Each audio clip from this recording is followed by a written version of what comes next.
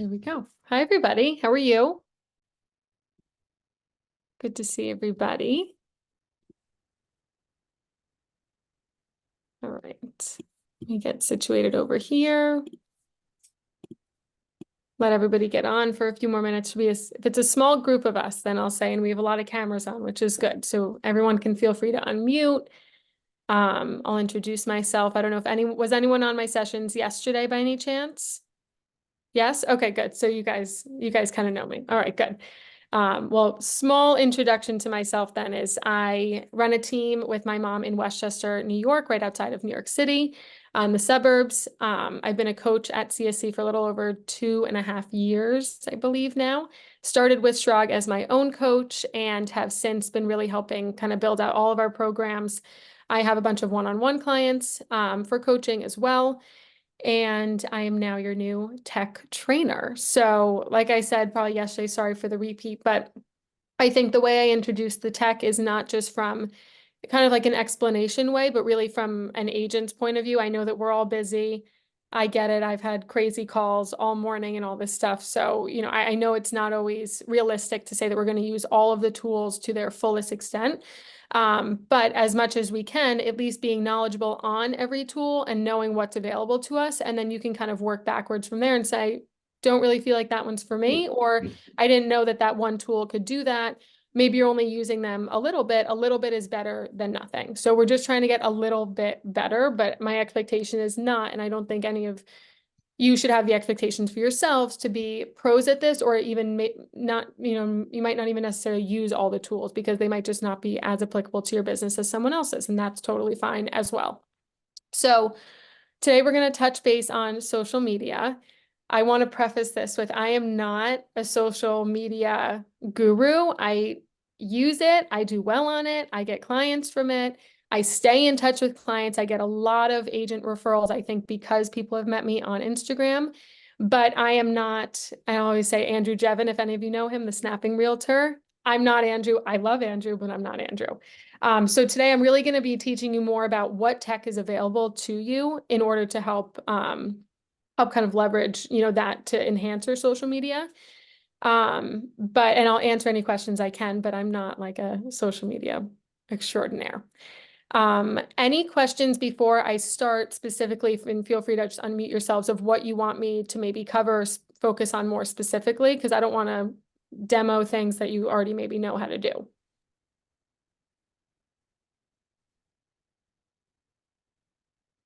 Or what you're hoping to get out of the session is fine too.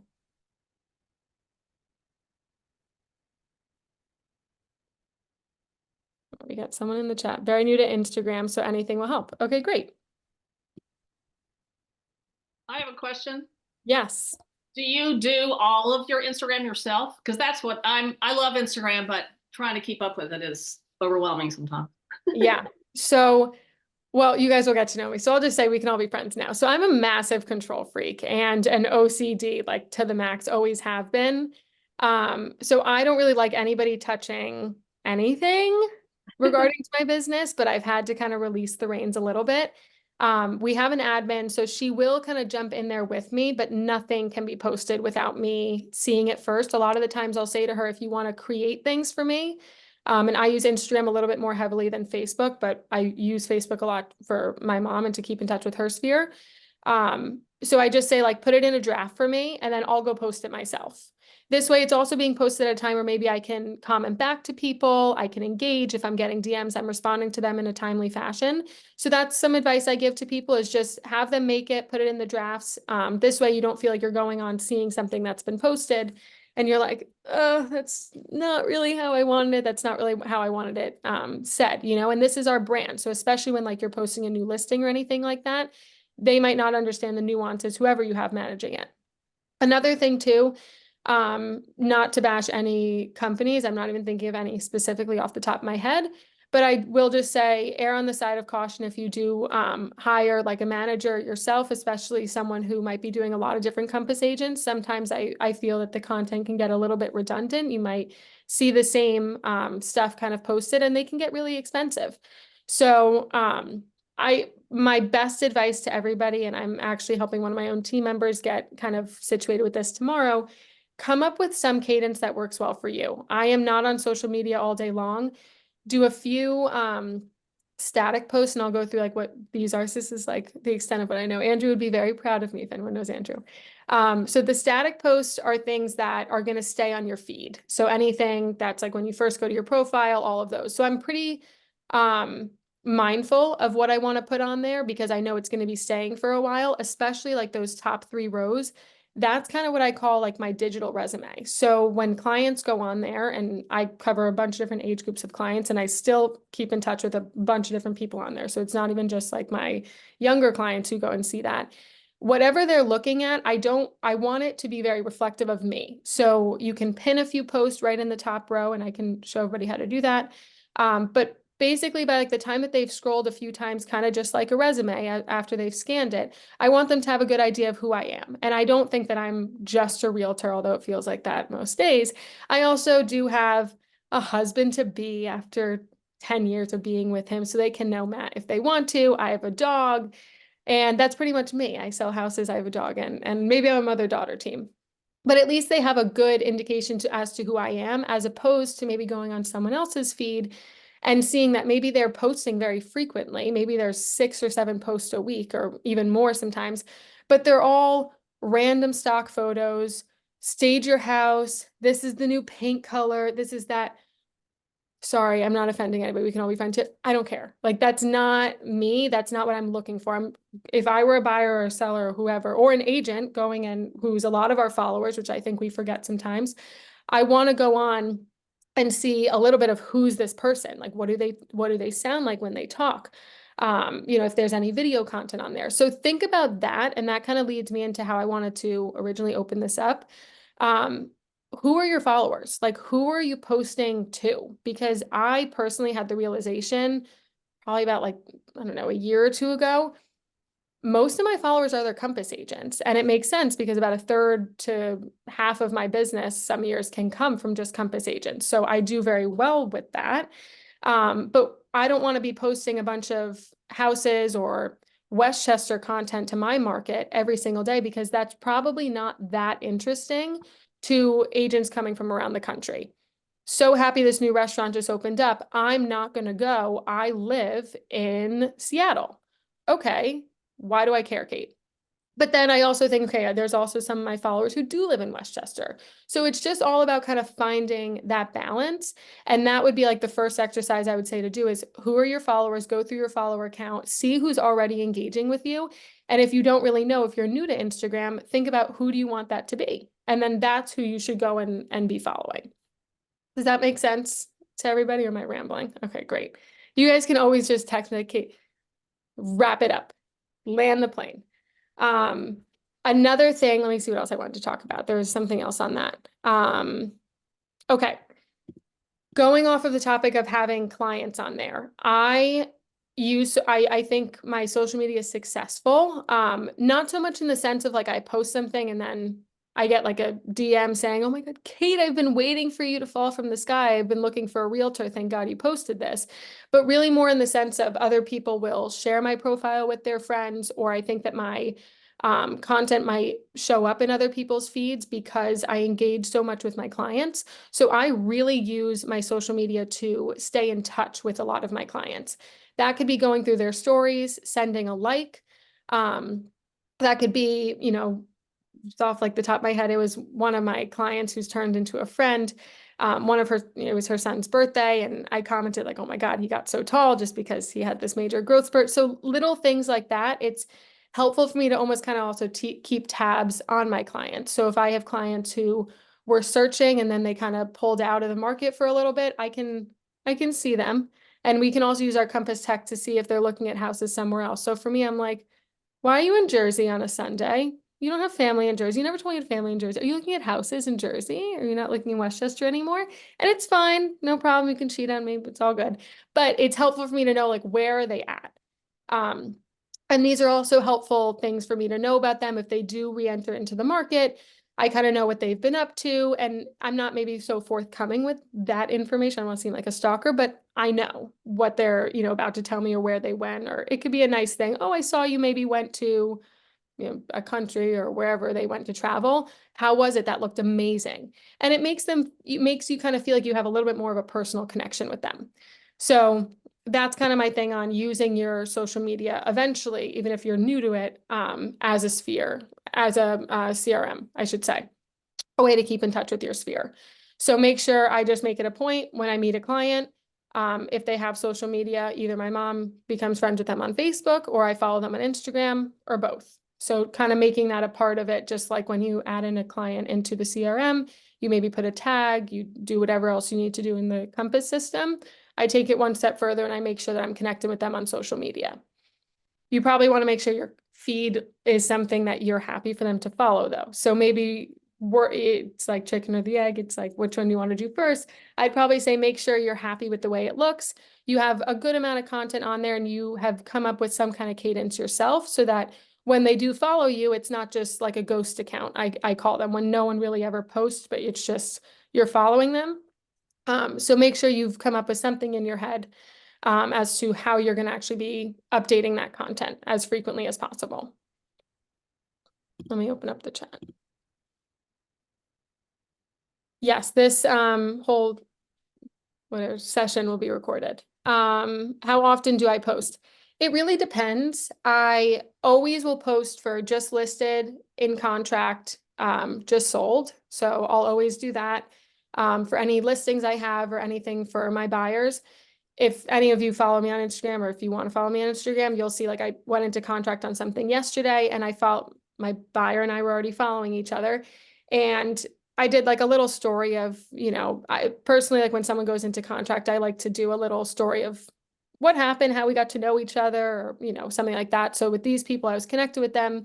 We actually went under contract in 3 weeks, which, I mean, we're very competitive right now. They were with another agent before. They were just not having success for months at a time. They came to me, first house, we won the bidding war. Amazing. Kate's amazing. Great. Okay. So I put that on there. Thanks, guys. Appreciate it. So what she actually did afterwards, and she had said like, oh, it's so cute. Like, I can't wait until my house makes it on Cape Bauer, New York or whatever. And I was like, oh, Angela, it's so cute, whatever. And then she actually commented on my post and was like, could have never done this without you, blah, blah, blah. So now instead of that just being a comment, that's basically a testimonial on my actual post that I have on there. So I know that when people go and look through my feed in the future, be like, oh my God, her client commented there. Like there's a human, like it adds that human element to this, not just like, just sold, made my check. Okay, great. So that's me though. Like if you met me and as you guys get to know me, like I'm a very personable, I like to say, and I really am not. I mean, we all make money from this business, but I'm never really going to be the agent that's like sold 20 million this whatever quarter, we're number one, and I don't care. I'm really not interested in that. I want my clients to get on there and get to know me and want to work with me as a person. So you guys can kind of think about that.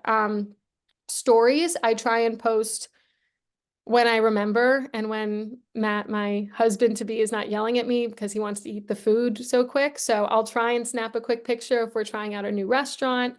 I've also tried to be mindful about trying new places and staying on top of what's opening up in the market that I actually cover.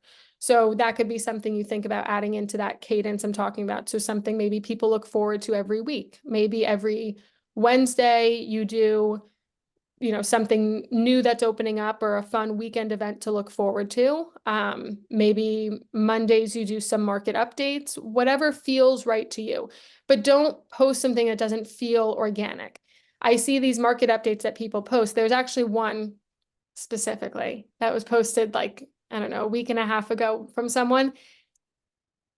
I had no idea what this data even meant. Like these numbers that, and I know it was not from Compass, but whatever their brokerage had given them, if I were a buyer, I would have been like, what are you talking about? Like, what is this random ratio in this massive, like, study, if you will, like whatever, like sample size? I'm like, that is such a, there's so many nuances between that. I would be so confused. And if I actually had a brain too, and maybe I did something that reflected around data, like my husband or fiance is going to work, he works in like mortgage analytics. So sometimes he'll see stuff on like my Instagram. He's like, that's wrong. Like it's just wrong. That it makes no sense. So if you don't know what you're posting, don't post it. No one really cares. If the market updates don't feel right to you, don't do that, or make them like very concise so that's actually saying the message that you want to say. Because what if someone calls you or DMs you and says, "Hey, can you please explain line 2 to me of this market thing?" And you're like, yeah, I have no idea. Really not sure. That'd be really uncomfortable conversation, and I like to avoid uncomfortable conversations. So that is kind of my whole thing on that. Let me check the chat. Sorry, I'm really bad at this. My Instagram posts usually come from my Facebook post. Should I be posting directly to Instagram instead? No, that's totally fine. There's a lot of people that connect the two of them. So you can totally keep that going. I am visual. Where in your profile do your first few posts go? Let me see if I'll share my, I'm gonna put my Yeah, phone back I up on there. just hit follow for. Yeah, I'm gonna post it. I'm gonna put it up there. Thank you. Are you connecting on your personal account or a business account? Okay, this is one more thing I'm gonna touch on before I start doing any demos. I decided to do a separate business account. Not that I post much on my personal anyway. It's like from when I was younger. I probably haven't posted on there since I got engaged like over 2 years ago. But whatever you feel works best for you. I think the best social medias with realtors specifically are ones where you're sharing a little bit of both. So if you feel comfortable combining them, I would combine them because most of the time, your followers from any kind of personal account before could end up being clients. How do I connect on business account? That is what I have to do for Facebook and IG. Tracy, are you talking about connecting it through the Compass platform?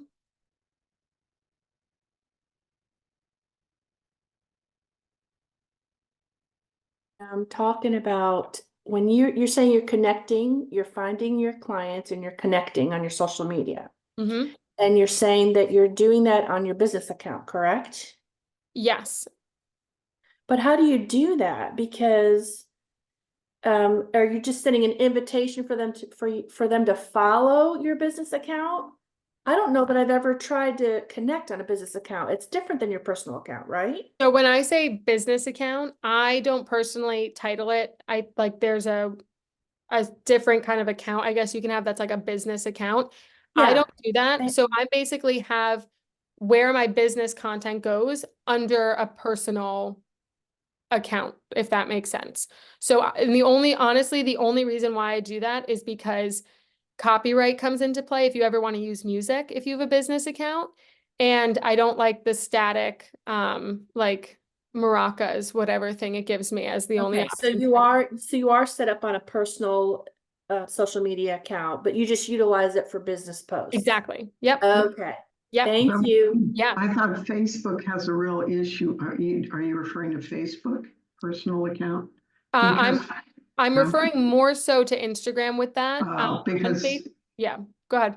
Facebook is really troubling when you do anything promoting a listing or anything, they catch Yeah. you on that. So I've just kept that personal and then created a business account, which is hard because I have so many more people on Facebook. On the personal, I would assume. But I keep it personal and you kind of can be sketchy about things and Yeah. but not promote the listing and too much. So with my mom's account, she Mhm. has a business account, a business profile, I guess I should say, on Facebook as well.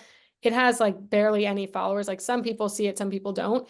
But when she posts on her personal, she'll get like hundreds of I likes, know. especially with me. So I just have kept everything to her personal. We don't like spam it. We're not like, every day people are getting this content. So I think that when we post, people listen and people engage.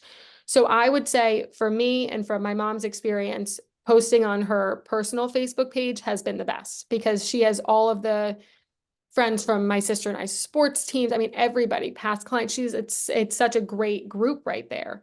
And she really gets a lot of engagement. So I would say she still has her business account. You don't need to delete it, but I would use your personal probably more from my own experience. All right. So then on your own Instagram, you said you would, when you get ready, show us Yeah. where. Yeah. Yes, Because that's what I'm I'm gonna not do. visually. Yeah. Yeah. That would be great. Thank you. Right. Of course. Everyone's good with me just moving over to tech? Okay, great. This sometimes takes a second to put up, but screen mirroring. There we go.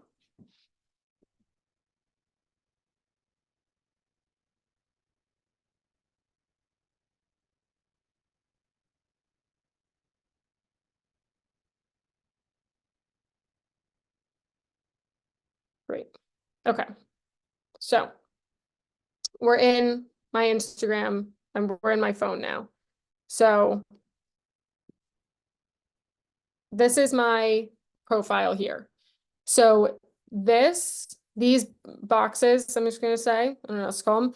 This is what I'm referring to when I say static posts. So these are going to stay here forever until I delete them or archive them or do anything with them. So what I was saying before with like when someone first goes to my profile, this is what they'll see when they land on my profile. So I don't find that people are probably going to scroll much more than maybe this. So like where you saw like after this house right here, after that, there was like more that needed to load. I think that's kind of when you lose people. You might not if people really like what they're seeing, but I would say make sure that like these top few rows are looking good. Does everybody also see these like pins that I have in the corner on the top three? In the top right corner? I can't really highlight over. Okay. So those are static posts that I've posted months ago, but pinning them, you're only allowed to pin 3. Pinning them allows that to remain in that first row of your profile, which is basically the post that I want everyone to see when they first get there. So just to give a few examples, this is a post with my mom and I where we were featured in like a local magazine. So I took a quote from the magazine and that's what I put there next to this. It also was one of like my more engaging posts. So I had like almost 200 likes on it. A bunch of people were commenting. And for me, I want people when they get to my feed, like I was saying before, immediately they know we're a mother-daughter team. So that's like a really big part of our brand. So for you, I would say pick a great lifestyle shot. And do, maybe it could be a little in the caption, a little introduction to yourself, a few things you like, how long you've been in the business, where you focus, what's your market, maybe, do you have kids, do you have dogs, do you have animals, anything like that. And I would pin that because now that's going to be like the first thing people will see. They can click on it and immediately they have a little bit of an introduction to you. The next thing is like any kind of accolade you get to any award or anything, if you've gotten that, this is like the bigger one for us. So it's Westchester Magazine. So I put this up there. Again, almost 200 likes, a lot of different comments here. So I like putting that up there. Hopefully people say, okay, she's good. She's the check mark. I want to work with her. She obviously got this little award. Okay, great. The next thing for us, and I'm happy to do another one of these sessions on this. This was an event that we did. So on our team, we do a bunch of different events throughout the year to really engage. This specific one was a video I had done of a fall fest we hosted. We had almost like 150, I think 150, 160 people there. And we had this beautiful video done. Community for our team is extremely important. Our clients are most of the times like some of our best friends, even some of these kids like I've known since before they were born and their parents got married. So this video I thought did a really nice job of showing that to people. We're not just realtors. We are there long after the transaction. So for me, this is something I would want to have pinned as well. So as soon as someone gets to my feed, they know where I work. They can see everything at top. So Westchester, New York real estate agent, co-founder of the Corinne and Kate team, my contact info, a link to our website as well. And then they know we're mother-daughter team. Kate's decent at what she does, or at least Westchester Magazine thinks so. And they love their clients. Then they could like to create a community out of them. Then you can get into the rest. Okay, great. She sold a house. A few, little videos I do here and there with people in town. So it can start to grow on it. But I would say for the sake of this session, start with that. Start with just having a few rows and a few posts or use my Instagram as inspiration if you'd like. I don't know if it's that great, but I do the best I can. And start building up some content in there. Does that make sense? Am I going too fast? Let me see. Okay, I'm going to show you how to pin a post. And then Sophie, you can go right after. So in here, if I click on a post, and then the top 3 dots, am I showing? Yeah, it is showing. Okay, good. Where's the pin? Okay, so because this one's pinned, I'll unpin it for the sake of this, but instead of unpin, I'll just say pin to your profile. So if I unpin this and then went back up, now you'll see I only have 2 pins there. If I go back to this post and I want it to show again up there, pin to your profile, go back, and now it's pinned. It just moved it over, which is fine. So I would usually say most of the time, a good rule of thumb is people will take their most engaging post and they'll pin it from there. What if you want to bring in something new and different and pin that? Because a lot of the posts I have are automatically sent and not as personal as you've indicated is key. Yeah. So whenever you go and post, are you comfortable posting on Instagram, or do you want me to just go through that really quickly? No, I can do that. Can you just post somewhere else and pin it later, I guess? You just create a post and then pin. Yep, you'll just, so this one, for instance, I posted yesterday. So if I wanted to pin this, I just posted it. I'd go to these top 3 buttons in the top right corner, the 3 dots, and I would just press pin Okay. right down at the bottom. Okay. Thank you. Yeah, of course. All right, Sophie, go ahead. Okay, so I've taken Andrew's class. Yes.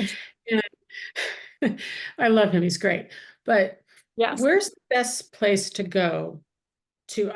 I understand the whole concept of when to post, what to post, but what I don't get is like how to get the words on the story, or all the kind of sophisticated stuff that goes on.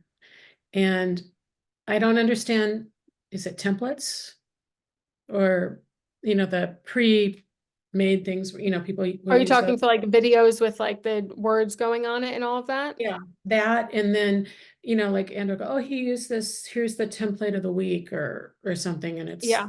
usually something kind of crazy that I probably wouldn't do. But I don't know how to do that. It's like the specifics, and that's what keeps me from moving forward. So I am not, like, it's kind of gets into like my not my hat territory. Where I would can you go to learn that? I mean, I don't know if Andrew has like a separate class that maybe touches on that. Where like you can talk more about reels. I don't do a ton of like reels, like I'm not doing like a pointing to things kind of thing. So I don't really know how to do that specifically. Andrew is Andrew Jebin. I can put him in here for people who are asking. But yeah, I can really do like a compass tech on this, and like the overviews of it, but I'm not the best person to ask for that. And or YouTube or TikTok. I'm sure there's a million different tutorials on it.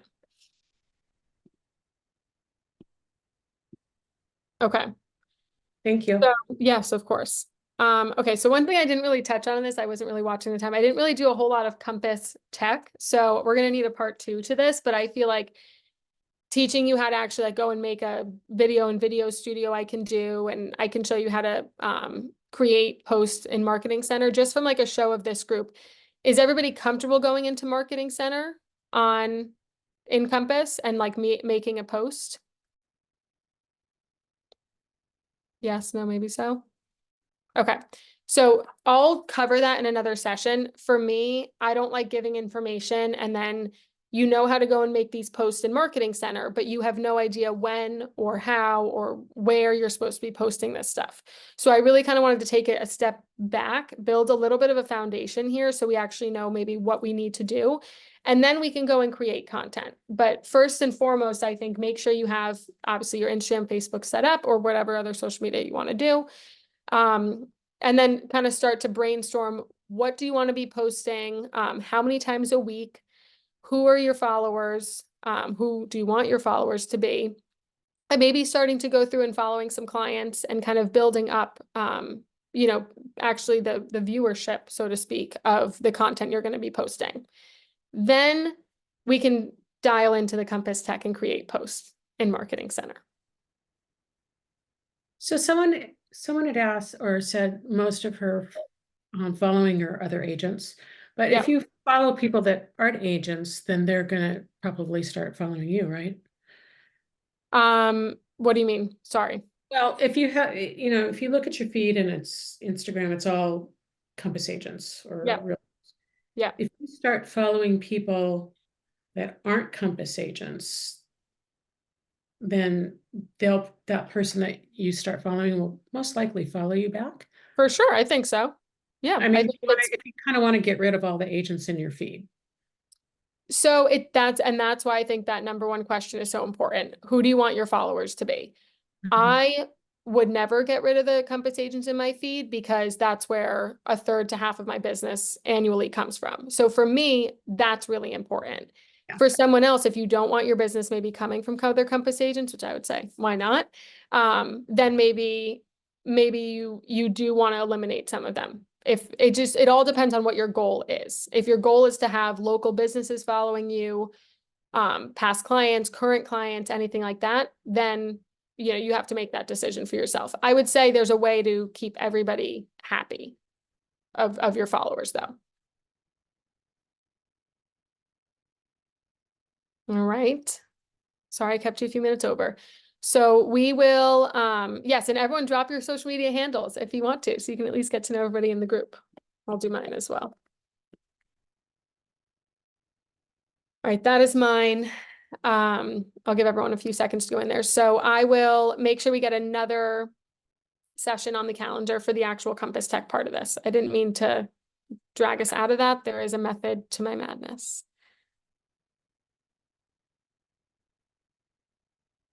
Okay, perfect. But that's a good one, Calabasas Broker. It's like my mom's. My mom got westchesterbroker@gmail.com like 15 years ago. And everyone's like, Corinne, how'd you get this? And I'm like, we're never letting it go. Westchester Broker is it.